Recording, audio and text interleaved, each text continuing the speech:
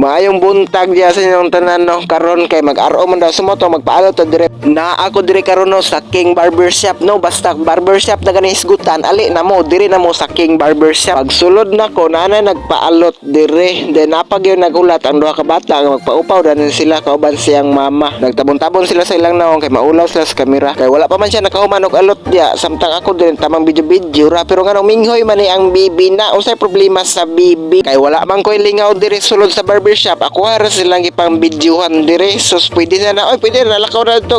Bayre ng katunga ba. Giapel na lang po nako ning inahan sa mga bata. Nalipay gyud ang iya mga bata dire kay mga upaw na daw sila unya. Isus ko gapakyot tong inahan sa bata. Niabot na po dayon si Uncle no ang tagiya dire sa barbershop. Serious po kining bata diwa po naglihok samtang ang isa dire wan nang giupawan na dire ni Uncle ya sinaw na ning ulo niya. Dayon ako kami dire gapakyot-kyot ra may duha dire. Ana man na samtang kani po isa dire na problema ni siya ba kay unya upawan na daw ni siya.